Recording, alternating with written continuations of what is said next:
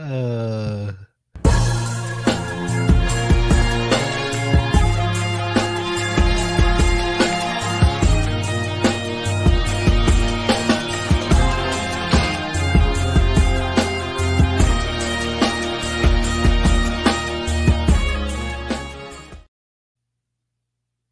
Wait a minute. What is going on? Wow. Tuesday. After a tremendous Monday night win, your boys are back at it. Post-game reaction from all of last night's shenanigans. The Atlanta Falcons Sir. took one right from the Philly faithful, man. Stole it right out of their heart, 22-21. And a much needed win for these Atlanta Falcons. But I'm joined by my guys that you already see them. Smooth Smitty TMZ. Now I see that we're being called. Yeah, Chris Moore and Bryce. What is going on, fellas? How are y'all feeling just hours away from one of the biggest victories on the road in recent Atlanta Falcon history, man? So, Bryce, man, how you feeling this morning, man, or this afternoon? I'm feeling great, man. Feeling great, man. Very, very much needed victory. Even the way we won the game was also very much needed, just because we haven't had that happen in a while, and just really important for the guys to go out there and perform the way they did, and just like I said, get a good win against a good Philly team, and really build that momentum moving forward, getting that first win of the season. As like I said, we knew this was going to be a tough stretch coming up the first three games, and like I said, getting 1-1 right now is really important. I know a lot of people were like, I figured we'd be 1-1. I just figured it'd be the opposite. But you take it how you can get it. The Falcons got a big win, so excited for that. Yeah, absolutely, man. We're gonna definitely tap in and chime in on some of the topics, some of the in-game topics for this Falcons game. But Chris, man, I know you were active last night. You went post-game, man. I know you was excited, man. So what you feeling like right now, man? Shoot, man. Well, she ain't had nothing to do with the game, but I gotta say, shout out to Glorilla, because I'm turned up with my fan base. You know what I'm talking about? Hey, big win last night, man. Yes, on the road, the deck was stacked against us, y'all. Nick Foles night, home opener, tough place to play in Philly. You know what I'm saying? Lost the time of possession, but guess what? We still took advantage of our opportunities. You gave us an opportunity at the last second. You shouldn't have done that. Kirk Cousins did his thing. Falcons win. We gonna talk about it. Was that Kirk Cousins or was that Matty Ice? But I'll let Smitty talk on that, man. What you say? Hey, man, true story before I get started, man. Chris was yelling on the phone last night after the game. He almost woke up the whole neighborhood. I was like, man, calm your ass down. He almost woke up the entire neighborhood. But, yeah, man, it was an exciting game, man. And true story, me and Chris were texting during the game last night. And, boy, it did not look good because I said it was 20% chance that we win that game because – I mean, the crazy calls that we made down the stretch, but we got into that 2-minute offense. As you can tell, they've been pretty much studying that 2-minute offense because it, just like that, it was hidden. So he made every throw. Receivers running their proper routes. And shot Darnell Mooney, man. He had a hell of a game last night. Yeah, man. Definitely got to shout those guys out, man. Yeah, so, man, this was a much needed win, and I said that before the game. This gives us momentum going into the next game. So we'll see how it turns out. But Sunday night, I think the Falcons are going to be locked and loaded and ready. Yeah. So we'll talk a little bit about Kirk O'Chains here, man. Rightfully Kirk O'Chains, man, because he tapped into that fourth quarter, into that Kirk O'Chains mentality, man. Was good for the first three quarters. You know, a lot of people were saying, and they're right to say so. You know, he looked timid at times and stuff like that. Of course, playing that, you know, that heavy Philadelphia front four, Jalen Carter, Jordan Davis and company. But, you know, Matthew Bergeron and Chris Lindstrom really earned some money yesterday because they had an incredible game in the trenches, kind of keeping those guys at bay. But back to Kirk Cousins, man. Kirk Cousins, you know, looked good for the first three quarters. And then all of a sudden something switched, man. That fourth quarter, man. He was money, man. And how much of that is Zach Robinson, fellas? I'll ask you guys, man. How much do you have to how much on that falls on Zach Robinson just saying, you know what? The hell with it. You play good. It's time to be great. Opening up that playbook, We saw everybody get involved. Smitty, you mentioned Darnell Mooney. Ray McLeod was a factor. Hell, even Kyle Pitts was a factor in that last minute drive. But good to see the ball in the playmakers' hands, something that we struggled to do week 1 versus the Pittsburgh Steelers. So Zach Robinson opening up this offensive playbook, definitely it working in our behalf. But Brycey, man, what do you have to say about that, man? Would you assess Kirk, the entire game, let's just say first 3 quarters leading into that fourth quarter? I think what you saw last night was Kurt was still working off some rust. I think that's something that I've always said, because we have expectations, we become very impatient. And so if he's not lighting it up, we just think, well, we'll start Penix, right?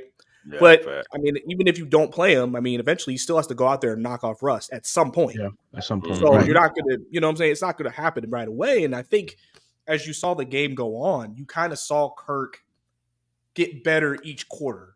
You know, he missed some reads, he missed some throws early in the first half, a couple red zone possessions, and listen, he had Ray deep on a route that he could have maybe saw, or, like I said, red zone had a couple of guys open. But I think, especially after that Mooney touchdown, I think that's when it really kind of really turned on for him. He seemed more confident, seemed to go back to the Kirk he was before being hurt. And so I think what you saw was just a guy who was getting more comfortable as the game went on. And then you saw when it was time, that's when he played his best. Sometimes the 2-minute offense is the easiest offense for guys to run because there's not as much thinking. It's just get it to the wide open guy. We know what we need to do and just make the play. Or sometimes when you're in game, you're trying to be like, all right, so we want to do this exactly and make sure we establish this and make sure this happens. 2-minute offense, you know what your goal is. And that's why if you think about the Pittsburgh game, the only touchdown we had was in the 2-minute offense. 4-2-minute offense. This week, end of the game, another touchdown. So clearly that part of the team and that part of what they do works. I mean, I think Mooney mentioned it after the game. He said we haven't really practiced 2-minute offense in practice outside of training camp. Yeah. Because we're pretty confident in what you saw. We've seen it in the last 2 games. So I think Zach called a much better game as well this week. Yeah. Play action behind the center, just more things that Kurt's comfortable with. And I think, like I said, the fact that there were plays that we can look at and say, oh, Kurt saw this guy or this happened. If people are getting open, that means he must be calling good plays. So I think, he's still learning as a first-time offensive coordinator, still developing and getting better at just learning how to use all of his weapons. Because this isn't going to be I'm just going to force feed guys type of offense. You saw it last night. Mooney's going to get involved. Ray's going to get involved. London's going to get involved. Pitts is going to get involved. Tyler Algier, Bijan are getting involved. So I think overall, you saw all that throughout the game, which led to the end of the game, which Kirk played some of his best football. And, you're very confident. If Kirk can maintain this makes you feel much better about this offense moving forward because this offense really has the potential to be a high-scoring offense if they can stay on the same page. I'm telling you, bro. Hey, I'm going to tell you another thing, too, man. I think what it is for Kirk as well, something that I noticed, when he got hit, took the sack, kind of had to try to take off a little bit. I think he was starting to gain more and more confidence in his legs, in his limbs, gaining more confidence. Because just like Bryce said, in the beginning, he kind of missed some throws especially as far as ball placement. That's why Quinyon Mitchell almost got a pick at the first beginning. That's why some of the passes look like it didn't have any zip like that. It's still a mental thing because he is knocking off rust. He didn't have a preseason. So for this, for Kirk Cousins to take what he's done, and he's knocking it off, and the more and more he got better as the game went on. And honestly, us running the ball kept the Eagles and Nick Fangio from trying to have that shell defense. He couldn't go into what he wanted to do as well. So that up-tempo offense that Zach Robinson was producing, that really just, was the whole thing because the Eagles couldn't do what they wanted to do at all, y'all. We made the adjustments. For me, though, for Zach, I want you to, now that I've seen this, now that I see what it can be, let's go ahead and just continue to get better. I ain't saying I just want to see this all the time, blah, blah, blah, blah, blah. But let's continue to get better within the flow of the offense. You did some things in week 1 that didn't work. You scrapped that. You went with things that did work, having Kurt under center, doing the play action. running the ball, man. So it's a wonderful thing. I think Zach Robinson did do better this game, and he will continue to get better because he went up against an old dog last night that's seen everything you can throw at, and we still was able to come away with the tough victory in enemy territory. So I think everybody is still just getting acclimated. There was no preseason, so we kind of got to take these games with a grain of salt on bad throws, maybe bad placement. But Kurt, that last drive, that is what we paid him for, and absolutely, and we needed it. We absolutely needed it. And to just finish it off, and Berto asked the question, who should get the more credit? I feel like they both should get credit, and the reason why I say that, as I told y'all before the season started, Kirk Cousins was going to be Zach Robinson's eyes on the field, and one reason why he's up in the press box, calling plays from the press box. So you have to trust Kirk Cousins while he's down in the field and trust what he sees. If he sees something, he tells you to switch from this to that, and puts you in the right direction to call the right plays. You got to listen to him. So I got to give Kirk Cousins and Zach Robinson credit for turning around this game from the first game. Like y'all said, they were knocking off Russ. And they knocked off a little Russ first half this game. But you just seen a totally different Kirk Cousins, under center, quick throws, play action, way he's used to. So that's only going to get better going forward with reps. And he said that in the post game. And, I mimicked that last week. So when reps come, the better you're going to get. And you can see how much this offense is opened up. And you have to congratulate Bijan Robinson, Tyler Algier. Ooh, boy. Absolutely, man. Told y'all, Eagles fans. Bijan Robinson averaged 6.9 yards per carry on 14 touches, giving him 97 yards rushing last night. Tyler Algier, 53 yards, and he averaged six yards per carry.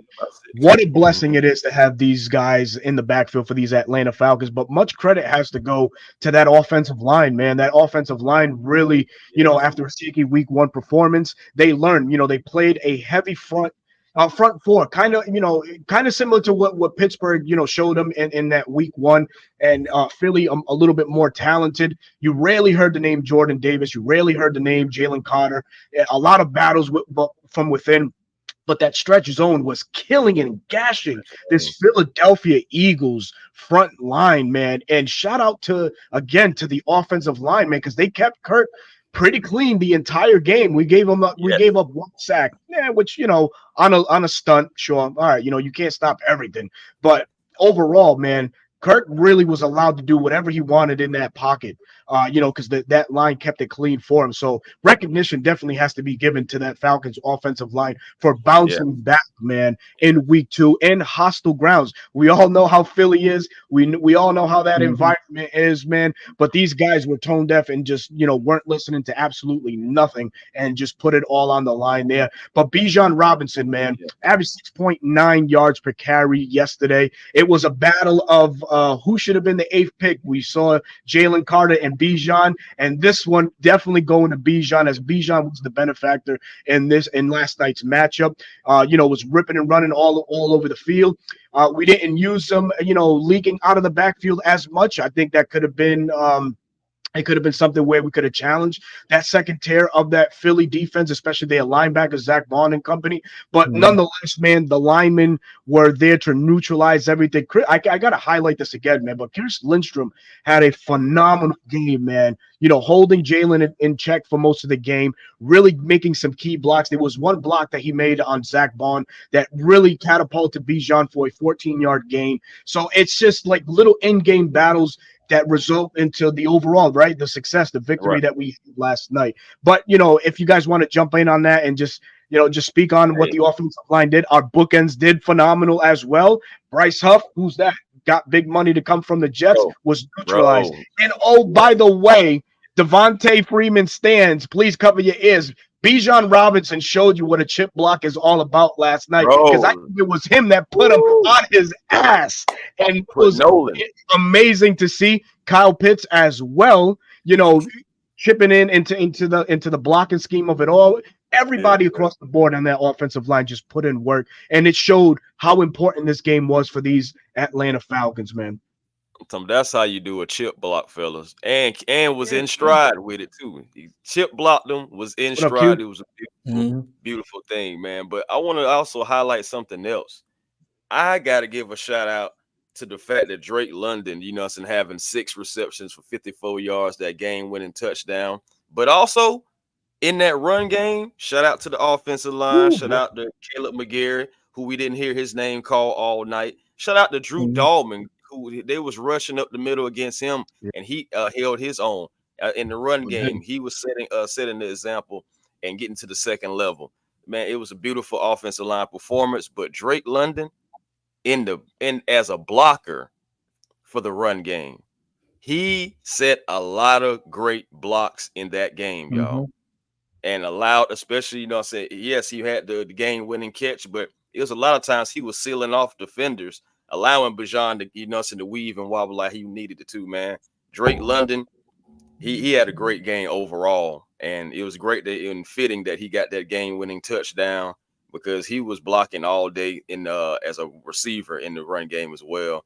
Definitely wanted to highlight that. For sure, bro. For sure. Smitty, you got anything to add? Not really. Being honest. Go ahead, Brycey. Oh, man. I also kind of want to take mention of just, with how discombobulated things were last week. Just like I said, just the fact, like I said, across the board, everybody kind of stepped up. I know, like I said, talking about Mooney, people were questioning if he was even a number 2 receiver. And I was like, yes, guys, he's a number 2 receiver. Of course. And I think last night he showed that. I said that he and Kirk, I felt like, had good chemistry with each other through camp and through practice. And I'm glad we were actually able to see it in the game. It just continued to bit off that. Ray McCloud showing that he can be a receiver. I know a lot of people felt like he can't be your wide receiver 3. He's not a good receiver. Listen, at the end of the day, Ray McCloud has gotten multiple catches each game. He's been involved with the offense. So clearly he's taken a step in his development as a wide receiver, especially because they really only use 3 guys for the most part. And just continuing to see that improvement across the board from everybody in that regard. And glad that we were actually also able to see Tyler Algier more tonight, or last night as well. Just because it's going to take a team effort every week. It's going to take everybody. This offense is not, like I said, going to be we're going to force the Drake, force the Pitts. It's whoever got the best matchup, who's ever open, whoever has the whoever can make the play on that particular play will be the guy chosen to make a play on that play. So just really, like I said, excited about what we saw there and everything like that. I think also seeing this morning, I think Falcons are 7th in pass defense. So obviously the secondary has continued to do their job. We haven't really heard anything on Mike Hughes. I know that was a concern for a lot of people. He's held up. AJ bounced back after last week. He played better. Yeah, obviously, we know what we expect from the safeties. So overall, I think we're continuing to get better, and we're continuing to just hit our stride as a team. Yeah, man, definitely. And shout out to Kirk Cousins, Will, man, for not just focusing on one receiver. The ball out like you're supposed to. The offense is going to run more smoothly, and you saw it last night. Now, one thing that I would like to see them do more of, when you're running the ball like they were running the ball last night, just keep the shit going.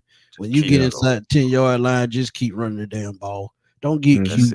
Because that pass to Darnell Mooney coming out the backfield, that was an Arthur Smith type play, and we don't need that shit no more. We don't do that. So just use common sense and just keep running the football if it's working. Common sense. That's all you need. Yeah. Keep pounding them, man. Because that's what we was talking about last week. I know Eagles fans jumping all on us, because they were coming in here with Miss Simone, but again, told them last year y'all boys was giving up a lot of yards on the ground and through the air. And I'm just saying the same thing is happening. Y'all have given up back-to-back weeks with over 150 yards. So it's just like I'm seeing the same patterns. And y'all talking about things are going to change. See it, man. Chris, that's why I said coming into the season. That's why I still said the way last season ended, they still don't trust Nick Sirianni. And I'm going to stick to that. Yeah, man. 2-9 in their last 11 games. Yeah, I don't give a damn about Nick Sirianni. That is the most arrogant coach there is in the NFL. Talk Hey, about man, you seen him out there, right? in your face, yeah. Especially after that Chauncey Gardner celebration, which he took his helmet off. By the way, he Didn't was take that the helmet fucking off. helmet didn't pop off. He was taking that damn thing off, Yeah, man. he was taking it Exactly. off, man. And then the Yeah, ref Luckily, it just gonna slipped believe forward him and he grabbed it. because he's surrounded by hell Eagles yeah, man. players. He just gonna believe. I'm like, what? And then Yeah. Ray with the throwback jersey. I like Randall Cunningham and all, but that was just weird to me. I don't know. But, Well, he said it. He said he cleaned that up. He said he's a Randall Cunningham fan and he grew up an Eagles fan, so he was paying homage. I don't give a. I guess that cleans it. I guess that cleans it up for him. I guess. That Hey, but cleans you it up got to for think some too. of It y'all. played I don't mind games with none of that. them too, though. So it played Man, mind games with them too. So hey, it is what none it of that. is.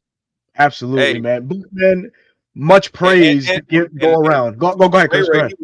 I was just about to say last thing about Ray. Mhm. As far as Yeah. like him being used as a wide receiver 3, how many opportunities did he really get in San Francisco though? That offense was loaded. Where could he fit? Yeah. So now he's getting this opportunity. So he just got to make the best of it. And thankfully, in the first 2 games, really he has. Yeah, man. Yeah.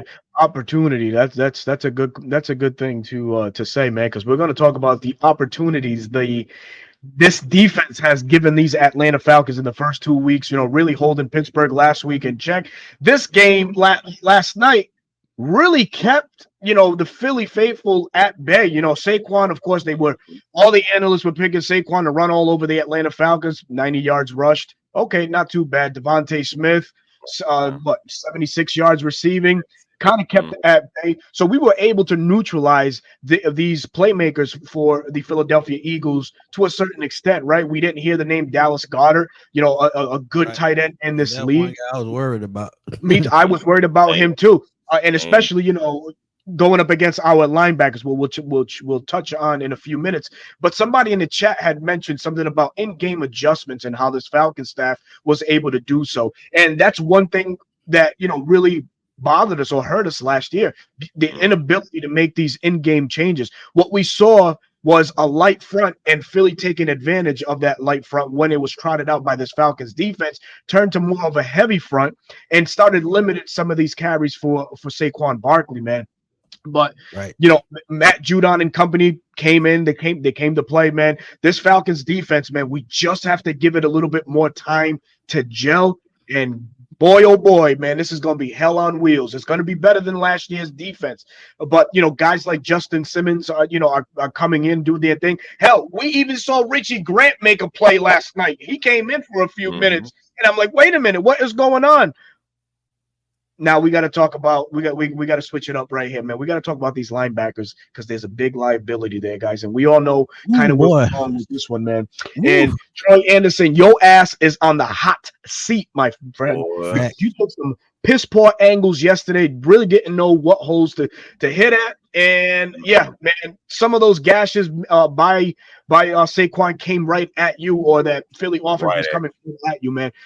This is going to tell us how much we're going to miss Nate Landman, man, who, we heard the news that he's going to go on the IR for the next 4 weeks. Hopefully, J.D. Bertan can get some snaps. But, fellas, man, linebacker play from last night, man, how would you overall assess it against the Philadelphia Eagles yesterday? Honestly, go ahead. I'm gonna just say this, and Berto was right from the jump. You got to start playing Troy outside. Because inside, it's just like he don't know how to shed blocks. He forgetting how to run downhill. And we all knew coming out of college, he had a problem running downhill anyway. So you're going to have to use that speed in other facets as far as outside. I would love to see Captain America get on the field because, as Berto said before the show started, he see a little Nate Landman in that kid. And the reason why Troy Anderson, I think, can move outside, he's just really not a natural middle linebacker, and you can see it in his play. So now you have to find other ways to get him involved in the game. But they worked out 3 linebackers this past week. One of those guys are going to have to be signed. And Troy Anderson, whether you have to use him in special teams, edge rusher, use him differently. But I feel like Rashaan Evans would be a good candidate to come back to Atlanta and fit into that middle linebacker spot. Because if y'all remember a couple years ago, he had over 130 tackles 2 sacks, and he could do just about everything. So yeah, so the linebackers played pretty good in certain spots of the game, but Troy Anderson and Caden Ellis had a rough game as well. But yeah, he did. he still made plays. But at the same time, you got to have consistency from the guy who's supposed to lead the defense at middle linebacker. So you got to fix that position. Absolutely. Again, they were looking for the person that they could attack on that defense, and Troy Anderson was indeed that person. A lot of times running right at him. A lot of times even Jalen Hurts running right at him. So they weren't afraid of that middle linebacker position at all. Thought JD was going to get more snaps, but shoot, most of our rookie class, I think our entire rookie class was healthy scratches last night. So it's just, JD was on special teams, but still, Man, it's crazy. I want to see him get more snaps, because you can't learn on the sideline. You can't learn hiding these guys, man. These guys are going to have to get rotated. But I do understand in the beginning of the season, you want the veterans to get acclimated, especially the new guys, and you want them to lead the charge against these tough games. But like moving forward, we're definitely going to have to use our draft picks, man. We're definitely going to have to use them because we have some things that we need to clean up.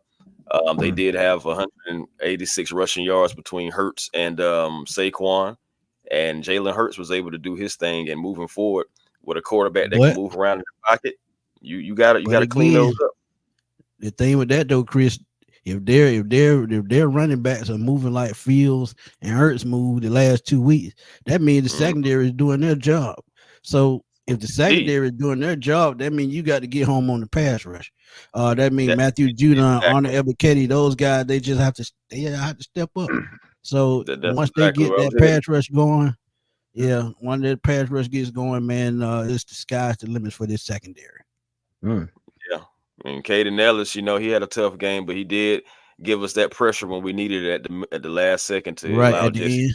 Right. So, I feel like I don't know if Troy Anderson gets there and makes the play. I don't know. I mean, just after the game that he was having, I ain't saying that he's not able to get there ever, but I'm just saying I don't even know just because the game that he was having with his morale. Fast as he is, Chris, somebody in that coaching staff should figure out a way to use him. It's just that simple, and I'll be honest. If Ryan Wilson was here, he would find a way. I got a way to use him. Got a way to use him, Smitty. I'm saying? The hot dog stand, I'm saying, in the bins, always need somebody, I'm saying, to rotate. No, I ain't gonna do Troy like that. I'm gonna leave y'all alone. What's wrong with you? I'm gonna leave it alone. Make sure you put him at $2 hot dog stand so he can give me a free hot dog.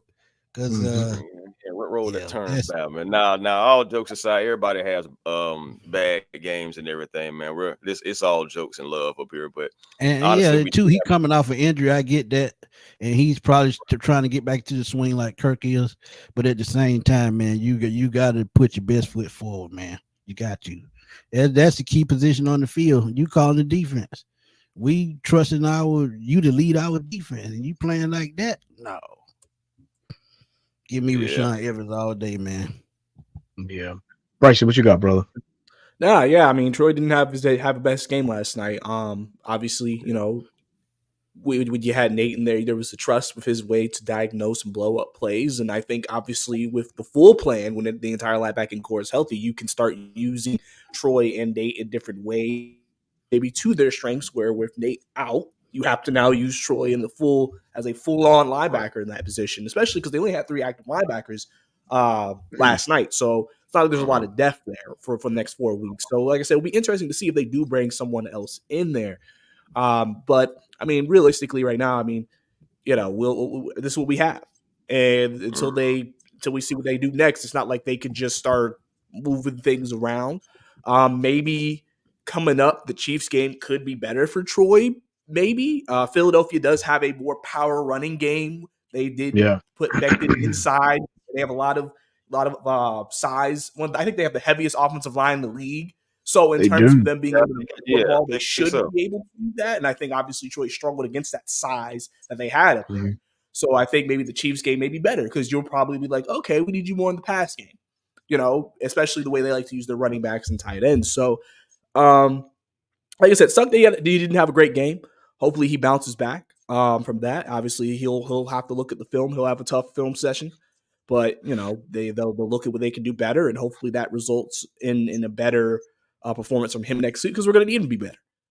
Same thing for Caden. He didn't have his best game, but he did make a play at the end of the game to help get that turnover to seal the game for the team. So, and like I said, we may see Captain America a little bit as well, just to see. Listen, I support my Georgia State Patrol linebacking corps. Okay. So we gotta go out there. We need to look at those players like they are breaking the laws of the road and go after them. Mm-hmm. Yeah, for real. And it's all about opportunity, though. And Troy has these games with Nate being out to show his worth and take advantage of his opportunities because it's next man up until Nate gets back, and we need to see exactly what you can do and how we can use you because we're going to need you in this season. 100%, man, 100%. But we also have to highlight Drew Talk Sports. What's happening, man? Glad you could join the trip, man. Shout out to Drew Talk Sports, man. But this one guy that we have to highlight on this Falcons defense as well. Birdcage, what's happening? The play of Jesse Bates III, man. If anybody wants to dispute this, Bates is the best safety in the NFL, bar none, man. I'm sorry. Not because he plays for the Atlanta Falcons, but talk about how valuable he was yesterday. Not just getting the game-sealing INT, but, just making that clutch goal line, batted ball down there for Philly as well in the third quarter. Jesse Bates is a do-it-all safety for us, man, and that combination with him and Justin Simmons as time goes on is going to be special and something to be reckoned with. But Jesse Bates right now, is he right now the heart and soul of this Falcons defense, folks? Let me know what you guys feel. It's hard not to go with that because he always makes plays. Last year we seen that he won games by himself for the Atlanta Falcons. Like you just said, just alluded to, he punched the ball out because that was a touchdown. If he doesn't come over there and punch that ball out, Smitty or whatever they call him, so he has 2 touchdowns. So Jesse Bates, he has to be like one of the heart and soul, of the team. Of course, we have Grady, so that's why you kind of can be like, well, he's still Grady, but Jesse Bates, man, he's definitely the ball hawk. He's definitely the leader. He's definitely one of the guys who just like, you need a play to be made. Here I go. So like I enjoy. And Justin Simmons saved a touchdown with a one-handed, pretty much a tackle when he grabbed Covey and brought him on down to the ground. Because if he didn't make that play, Covey was going right into the end zone. So these guys are going to get better, just like Birdo said. I'll go Jesse Bates definitely because one thing about Jesse Bates, he makes everybody around him better. And if you watch what he was doing last night in coverage, he was shutting down the middle of the field, and that was helping Judon get home. That was helping them get pressure on Hurts. Now, Hurts did break a couple of big runs, but that was mainly because the secondary were doing their job, like I said. Right. So he's definitely the key part of the defense. But again, you still got to have that middle linebacker, man, to control the middle of the field, to control the play calling. And if Bates has to do that shit so well, let it be. Let him do it. Gotcha. For real. Yeah, man. Like, I think Bates is the heart and soul of the defense. I think, he has established himself as the leader of this defense. When they have the veterans who talk to the media, Bates is one of the main people who will talk to the media, a guy that you can rely on, guy I'm sure the team trusts. Great relationship with the secondary, great chemistry with the secondary as well. And just keeping everybody, on the same page, which is extremely important for this team moving forward. So, Bates has just been an amazing addition. I mean, listen, people when we signed him to that contract, questioned giving him that money. Absolutely. And then he came in here and earned every dime of that contract. He has earned every dime, making plays. Because really, man, it's almost like if you think about it, if when a team has to drive down the field on the Falcons, you're looking at it like we have ball hawk safeties ready to go, and Jesse Bates could be that closer really in the secondary for this team, like he was last night. So I'm very happy with what he has brought to this defense and what they'll continue to grow. Because again, this defense hasn't hit a stride. Remember, Jimmy Lake's in his second game calling the defense, learning how to use his guys, learning how to make everything work. So I mean, for me, when I see that, there's so much. I feel like there's still so much more room for this team to grow, and I think that's the thing that I think we forget about. For some people, they forget about, because, like I said, we want success now, but don't realize probably in 5 weeks there'll be a different version of this Falcons team. 100%.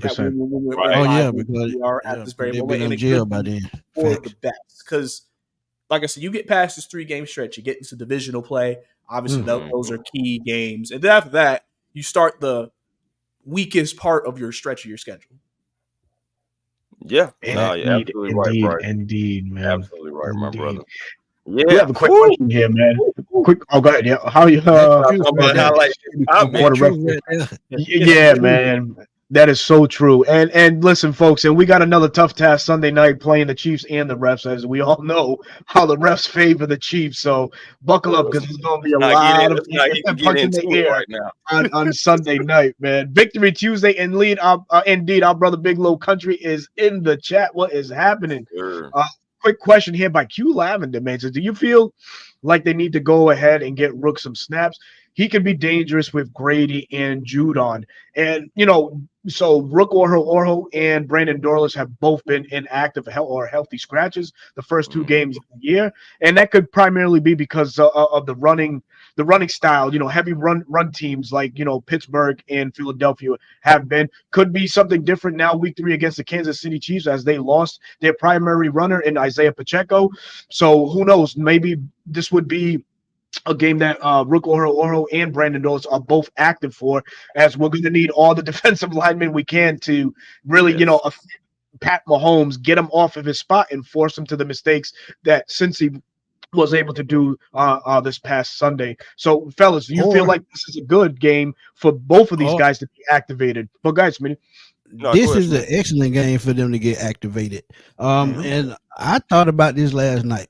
Maybe they're not playing because maybe they're trying to keep them fresh as possible, so they can blend them in the middle of the season when the older guys are wearing down. Then you bring in the younger guys with the energy that keeps the team flowing in the right direction.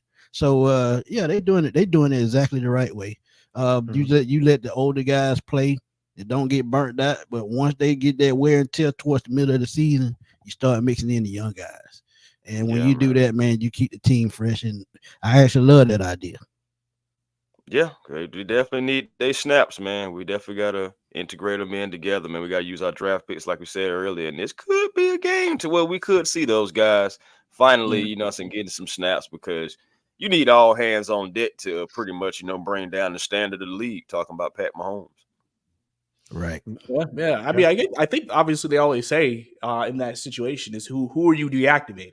Because Eddie Goldman started last night. So I guess he's there. So I guess Street, who else? Who else are you deactivating? There's another name. I would have to say Kentavious Street would probably be the only guy.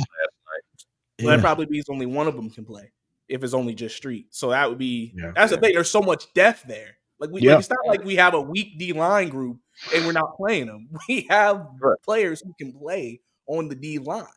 But I also understand you want to get them reps, so we'll have to see what that plan is as the season goes on. And obviously, if injuries happen, at least we got guys ready to go on that side of the ball. It's not a position of, we don't have anybody else. No, we have depth at that position. So as much as we want the rookies to play, right now, this is what they want to go with. We'll see how that changes and evolves as the season goes on. Obviously, things can change week to week. Sure. They could be helping the veterans get, play now and then get rest later. And then we'll see how that ends up going for us at the end of the day. Because like I said, Chiefs game, they could. They very well could, but it depends. Because, if you have to also think about it for the Falcons, you're facing – this is your third straight mobile quarterback, basically, you're about to face. Yep. So and that's a battle in of itself, because you have to be disciplined when you're rushing them, because you don't want to give them lanes, but it's also kind of hard because you're trying to just get back there. And we see how Patrick Mahomes can affect the game passing the ball. We saw how Jalen Hurts was able to impact the game running the ball. So it'll be interesting to kind of see what they feel like is best in that situation and what they need to do to be able to get away with it. You know what, fellas? I'm sitting here thinking about it, and just because Bryce, what you just highlighted about the mobile quarterbacks our first couple of weeks, I'm sitting here and I'm like, but I'm grateful. I'm grateful for how the schedule is, playing out for us, so we can get all this experience with these different quarterbacks now, and like it can move forward throughout the season. So we can get better. We can recognize some things and be like, oh, okay, we seen that in week 1, we seen that in week 2, and it can be able to just click a little bit faster, and we do have more success going on throughout the season, and hopefully a deep playoff run. So I'm glad that this experience thing is happening. I'm glad that the Falcons are using their veterans for these tough first games, and letting everybody get acclimated together like that. And we could see our rookies, depending on the opponent, strength of schedule, everything like that. If we have a lesser game, we probably could see some of those rookies, getting more snaps and giving our veterans some rest. And another thing, if you look at the schedule, it lines up perfect, because if you get those younger guys into the rotation by the middle of the season, towards the back end on some of those games that we should win, Grady could get some rest, Onyemata could get some rest. So that could get them a good little boost going into the playoffs if they're well rested on the back end of the schedule. So you have to think about things like that. That's true. I hate to switch up dials, but it's something that we have to highlight real quick and touch on quick. And this is all thanks to Archangel, man, our brother, man. Appreciate you joining the stream, man. He says Kirk not even fully himself. He should be getting better, right? And this I want to talk a little bit more upon, because, man, dry snitching is a hell of a thing, man. And when you are either A, behind closed doors, or B, on a phone call with a person, the last thing you want to do is say, hey, such and such told me this, that, and the third, or whatever the case may be. And what I'm referring to is the whole concussion Aikman conversation he had with Kirk Cousins, where he's saying that he's saying that Kirk Cousins revealed to him that he's not fully healthy, which was insane to even say. It's like, how are you going to go ahead and take if this man is confiding in you in something personal like that? Why the fuck are you gonna go on national TV for clout and say, "Oh, by the way, Kirk said that he's not 100% healthy"? Because I'll tell you, hold on. If the Falcons would have lost last night, that comment right there would have been highlighted by 1,000, man. That would have been under the microscope. That would have been, frontline news in the NFL world. But Kirk definitely proved, otherwise in the fourth quarter, even in the third quarter, playing exceptional football. But fellas, to that, man, what do you guys feel about that gesture by Troy Aikman? Is that something that he should have just kept private between them two? Because at the end of the day, you're just having a conversation. Two guys having a conversation, man. That's why I can't stand his overrated ass. Things like that, man. You got to take that to your grave, man. True. Man. When you having a conversation like that, that has to do with someone's well-being. We don't know what that he could get fined by the NFL just by you running your mouth. Because we talked about the Bijan Robinson thing last year with the headache. They ended up getting in trouble for that. They ended up getting fined. So what did they get fined over? Something that you said. So again, man, if I'm any NFL player after that last night, I wouldn't tell Troy Aikman what kind of food I ordered last night. I'm talking about not a doggone thing. I don't want to tell Troy what kind of dog I'm fit to purchase. Nothing, man, because that don't even make any sense. Oh, he's not 100% healthy, but he's 100% in the pocket. Bro, oh God, just shut. That's why the best thing you did was hand the football off. Right there. I'm like, come on, man. Yeah, come on. It was like I said, very interesting comments today before the game. I don't know, maybe because he knew the conversation around Kirk the entire week was, is he healthy? And he said, "Let me add to the conversation too. Let me give you insight into what he told me." And and obviously hearing that, it's just like, oh brother, it's like Berto said, if the Falcons would have lost or Kirk, that would have been highlighted. Oh yeah, bro, that conversation would have rose and continued, caught like Wi-Fi. Kirk wasn't even healthy anyway. Troy Aikman said it. Exactly. So it's one of those things, man, where you just kind of like, oh, brother, we that information does not need to be out there. You know, listen, we all can make our assumptions if Kurt's healthy or not. We roll with our assumptions rather than being leaked by someone else. And now people are like, it has nothing to do with the team. Exactly. That's exactly why Emmitt Smith and Michael Irvin put him in the Hall of Fame, because he ain't shit. Yeah, I said it. Jeez. But man, nonetheless, man, a very important win for these Atlanta Falcons last night, man. You know, going now into another tough stretch, man. We have Kansas City coming up, and then we have division games. We have the New Orleans Saints. Then we're back on the road to Tampa Bay, and before we close out we begin the month of October with the Carolina Panthers. So we're seeing some division games, man. But this game here, really a morale booster for these Atlanta Falcons going forward. And let's highlight a little bit if we can. Smitty, you go with this? Let's highlight a little lemon pepper Smitty. You know it. Let's highlight this a little bit, man. Nicknames, it ain't funny. You got TMZ. I don't know where the fuck that came from, but TMZ it is. We're going that came from Christy Lewis. That came from Christy Lewis. Shout out to Christy Lewis, man. One of our biggest followers, man. Yeah, but go ahead, let's go a little bit into Sunday, man. I know we're gonna have a preview show coming up tomorrow night, so man, we highly suggest you guys come through, man. Any one of our platforms, 95 North Falcons Talk Show, Smitty Sports Machine, or Chris Tipmore at A1 Forever Sports. We'll be previewing the Kansas City Chiefs game on Sunday night. But let's tap into that game right quick, man, because definitely beating the Philadelphia Eagles in the fashion that we did on the road is no easy task. The Falcons were able to do it. But now we go back home with all this momentum, going up against the defending Super Bowl champions on Sunday night. We get back-to-back primetime games, which is awesome. But big morale victory last night going into Sunday. We're playing a Chiefs team that doesn't have a full deck, man. They're missing Isaiah Pacheco, their main running cog. McCole Hardman, one of their speedsters, is out for the year. So really, Andy is working with replacements at certain positions.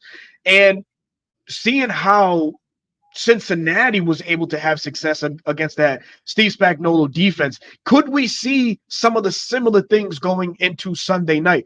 One thing to highlight, and which I've been praying and wishing we get a breakout game from it, and that's Kyle Pitts, goddammit. We saw Mike Gesicki. Yes, Mike Gesicki, former, I think, first-round pick of the Miami Dolphins, have hella success against the Kansas City Chiefs. There's a formula right there. Attacking Nick Bolton and Leo Chanel, the linebackers for the Kansas City Chiefs, has to be primary number one, man. So how you guys going into this matchup? What are you guys feeling for Sunday night, man? Is this a winnable game for the Atlanta Falcons in Week 3? I'll throw it to you, Bryce. Say, man. Yeah, go ahead, Bryce. Yeah, man. I mean, every game is a winnable game. I mean, so there's if they play the way they need to play, there's definitely a chance for them to win this game. I mean, obviously we know what the challenge is coming in. Chiefs we have the best team in the league. You know, they even the Bengals played a really good game and still lost. Sure did. I mean, it's just really hard to beat a team like that, but it's not impossible. So the Falcons are going to get it done. Obviously, they're going to have to be able to create pressure on Patrick Mahomes. Be disciplined, because again, he can run. He'll frustrate you, get out of stuff, make plays, off platform throws, and just be ready for anything else they throw at you. Andy Reid's going to come in there with some type of exotic playbook, whatever, trying to get over something on the defense. So, I mean, and this game really could come down to the offense. Mm-hmm. Like you're going to need Kirk to basically be like he was in that fourth quarter, but for 4 quarters. Yeah. And because these types of games, usually when you play Patrick Mahomes, it's usually a quarterback duel. You have to outduel him. And so in that situation, that means Kirk's going to have to really have a really good game. I said after the first half last night, I said this is going to come down to the quarterbacks. Because both teams are able to run the football. Both teams pretty much from other elements of the game are playing around the same. It's a matter about who quarterback plays better. And I think that's what's going to come down to against Patrick Mahomes. Because usually you have to outplay him, and then you have to be able to hopefully get key opportunistic plays to be able to beat the Chiefs. And if they could do that, that would be obviously a huge win for this team. Everybody would feel great after beating them, and just be able to go out there and, like I said, be able to play. And like I said, winning that game feels better. Like the fact they got to win in this 3 games during this stretch is important. Mm-hmm. But it'll just give you momentum going into your divisional games because the Falcons next week start 3 straight home games. So being able to defend your home field will be extremely important as well. And like I said, we know the challenge that's coming up. We understand what we're going against. So they just got to go out there, play their game. Kirk continues to play well, be able to still run the football because that's still the core of this team. At the end of the day, is a running football team, and then be able to make plays outside of that. Hey man, hey, you absolutely right. Another thing you have to do, you have to be able to just to run the ball, just simply like how you did against in the first 2 weeks. You have to run the ball. It's going to be important. You have those linebackers. You have 2 guys who are very capable of running the ball, controlling the tempo, keeping this defense off track and everything. And you have to do that. You also have to, like Bryce just said, you got to outduel Mahomes. But most importantly, I think you have to play mistake-free football like you did in this game. You can't have any turnovers and give the Kansas City extra opportunities. Mahomes don't need no extra opportunities. He can do well enough for what he has. So something that we're going to have to do, run the ball, keep him on the sideline. Another thing we have to do, the morale has to be up. So Falcon fans, you got tickets. You need to handle all your business this week because we're going to need you on Sunday Night Football to help this team, catapult themselves against a team that is very hard to beat, whether they're home or away. So, and again, just like Mike Krzyzewski had a great game, and he is nothing like Kyle Pitts. I'm sorry, he's not. Right. As far as athletic ability, catching ability, you have to exploit those linebackers. That's a great point by Berto, and you have to definitely do that, man. And that secondary is a little shaky too outside of McDuffie. So you're going to have to move guys around. You're going to have to spread the ball around just like you did in this game. Don't home in on one person. I believe we can have a recipe to for success. And honestly, it's going to be tough as hell. This game was tough. This actual game, even though we're home, is going to be tougher. Because these guys, they can make mistakes all night long and still find ways to win. So you just got to give yourself the best chance. You got to give yourself the best chance. But I did my 3 key to victory, and it'll be out shortly after we do this live, probably about an hour or so. But I'm gonna give y'all one of my keys, and y'all hit on the nail on the head. With Patrick Mahomes, and one thing about Patrick Mahomes, not only you have to outdo him, you have to outthink him. So what I mean by that, you got to get that pass rush going, and that pass rush has to be key this game. Just like with Jalen Hurts and Justin Fields, you got to keep him in the pocket and force him to beat you with his arm. And you don't want Patrick Mahomes to do that. But at the same time, if he gets outside the pocket, make throws on the run, he's even more dangerous. So you have to outthink him. And to do that also, you got to put Jesse Bates or Justin Simmons in the box to guard Travis Kelce, because Travis Kelce is going to be the key to this game. If you can shut Travis Kelce down, you have a great chance to win this game, because one, Marquise Brown is out for the season. 2, Pacheco is probably gone for the season as well. So that's 2 major weapons that he don't have, but he still has Travis Kelce. If they get to that red zone, Travis Kelce is definitely going to be his target. So take Travis Kelce out the game the best way you can. And that's one of my keys to victory. But that's all I'm going to say. Y'all catch the other 2 keys right after this video. I'm sorry. Don't allow those big chunk plays too. Like, they got that speed with Word. They're gonna find creative ways to use him because they don't have Pacheco. So they're gonna and I feel like they're gonna use him to try to be an extension of the run game because they don't have Pacheco, and they're gonna definitely use their chain mover and Rashid Rice. So you got to be you can't forget about anybody on this offense. They're gonna use the torch. They're gonna use everybody that they have. We're gonna see guys that we didn't even expect to even try to make plays that they're going to have some plays for, like a Juju Smith-Schuster. They got him still over there too. So regardless, they're going to have talking ass, man. He ain't a factor. I understand, but that's still Andy Reid over there. I'm respecting. That's true. No, you're right. Excuse me. You're right. But seriously though, I'm respecting the coach, and I already know that he's going to use his weapons. So we have to be disciplined, I believe, more than anything, because going back to a point that Bryce said, that they're going to have all different kind of tricky plays. They're going to throw the bus at you. But you just have to be disciplined more than anything, because shoot, man, that's the champs, man. That's the champs. Yeah. And Yeah. I will say this too. Last thing about it. You have to get going a lot sooner, your offense. You have to punch it in for 6 and not 3 because man, can you start telling my I was video? talking Thank with you. Eric Parker last night. Eric Parker came on the stream last night and we was talking about it. We should have beat Philly by more than what we beat them by. We left some points out there. That's a fact. Right. We definitely left points out there, and we have to get started faster, and we also have to put up 6 and not 3, especially against Kansas City. You got to put up 6. So that's another thing I want to see as well, man. Us just getting into our offense a little bit faster. Hopefully that last game winning drive is what we'll see going forward, and we'll eat. Yeah, I know Taylor Swift will be in the building. I tried my best. Yeah, a little chicken cutlet built ass is gonna be in the bins, man. All good. You know what? I want everybody to be in the building. I want it all to happen because at the end of the day, if we do our job and add some extra dipping sauce, bro, as long as we give ourselves an opportunity, Falcons fans, don't play mistake-free football and don't mess this up, y'all. For real, we can win this on Sunday night. We can. Yeah, Birdo, you going to hell on a first class ticket for that? Oops.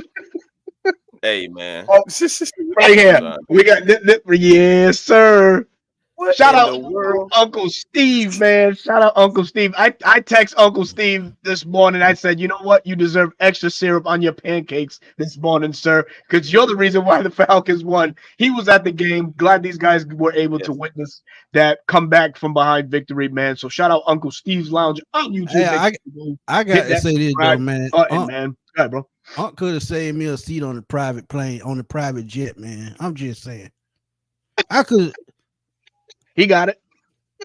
Yeah, he got it. He could have said he goes out to say, he says, mission accomplished. I took a pint of butter pecan and some tip attitude, and we shut the fans up, man. See y'all tonight in the lounge. Yes.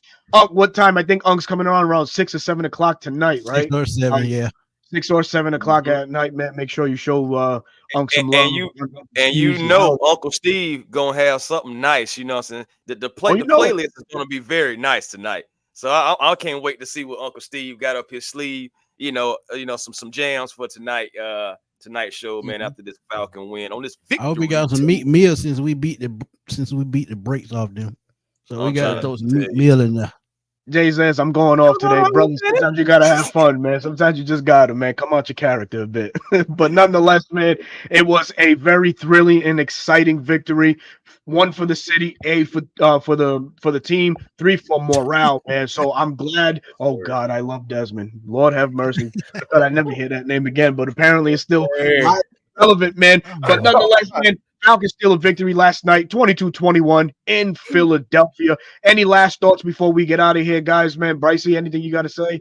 Something that we may have missed that you want to highlight right quick before we take off? No, not really. I think we touched on a lot of things. I think we touched on a lot of games. I mean, I guess the only thing really is just hoping Judon continues his consecutive sacks a game streak. Yeah. Getting a sack in every game he plays in. So continues to do that. I think we can at least say 1 sack on Sunday. I hope so, man. I hope so. Oh, yep. Twisted going live tonight. Twisted, let the folks know what time you're going live, man. Hopefully we get them folks to go over to you and get them subscriptions up and those views up as well, man. Another thing that I think we missed on, the play action game is alive in full effect in Atlanta as well. For those that have been wondering where that game is, it's alive and well. Wasn't really brought out last week, but it was in full effect last night. Good to see, Kirk Cousins moving around in the play action and getting some yards. He hit Drake London. He hit Kyle Pitts on one. Hit Darnell Mooney, of course. But overall, good to see. But Smitty, man, anything you want to add before we get out of here? Nah, man, I just want y'all to see that. Look at the bottom of the screen right there. Make sure y'all be there tonight at 7 o'clock. For the NFC South Roundtable, man. We got to shut TJ ass up this week. Because he was talking major junk the other day because the Saints won. So I want to see y'all tonight. NFC South Roundtable on YouTube. Check it out live. 7 o'clock. And shout out to Archangel, man. Archangel got my back every single Tuesday. So Yes, y'all he does. a page out of Archangel's book, and y'all be there at 7 o'clock because we're gonna have some fun. And again, tomorrow night, catch us at 8 on the 95 North Sports Machine, because we got some things we got to talk about with this Chiefs game. But again, y'all can catch my 3 keys to victory. It'll be out probably in about 2:30 or so, because trust me, y'all gonna want to get those 3 keys to victory. Oh, not the 3 keys to victory. Chris, anything you want to throw in before we head out? Hey man, again, Falcon fans, we had a long week prior to this game. A lot of ish talking, a lot of questioning, a lot of dissension within the fan base. Honestly, enjoy this win, man. Enjoy it. We deserved it. We went out there to Philly, hard fought win, got it. You know what I'm saying? Let's say, enjoy the day as well, because tomorrow we got to get back to work. We got the champs coming in on Sunday. So, enjoy the win. But who the fuck is next? That's the mentality, baby. That's the mentality. It is 3 wings to victory. Yeah, the 3 wings to victory. That's what you call it. Yeah, there you go. There you go. Hey, there you go. I like it, man. The 3 wings. Man. Yeah. Oh, man. But, man, that's going to do it for the show, man. We appreciate everybody that came through, folks watching on Twitter, folks watching now on the streams on our individual platforms. We got up to the big 3 today. Huh? We got up to the big 300 today. So shout out to y'all. Hey. Man, a much needed victory for these Atlanta Falcons, man. Now the time, turn the page and head back home. Focus on the Kansas City Chiefs, and we'll see what happens, man. And until then, join us tomorrow night at 8 o'clock. Bro Talk will be with us. You'll see myself, Smitty, and Chris alongside Bro Talk to preview these Kansas City Chiefs on Wednesday night at 8 o'clock. New time, prime time, that is, 8 o'clock. But until then, I'm your boy Berto, host of the 95 North Falcons Talk Show, and your exclusive at Bleacher Report content creator for these very same Atlanta Falcons. And if you want some raw emotion, go tune in to that live that I did last night on Bleacher Report, man. I was damn near crying, but I'll leave it there, man. An emotional win nonetheless for these Atlanta Falcons. But we will see you tomorrow night. Please go support all the content creators that are on this evening. Please go and support Smitty on the round table tonight at 7 o'clock. Yeah. There will be some fireworks this evening. But until then, we will see you back tomorrow night at 8. Peace.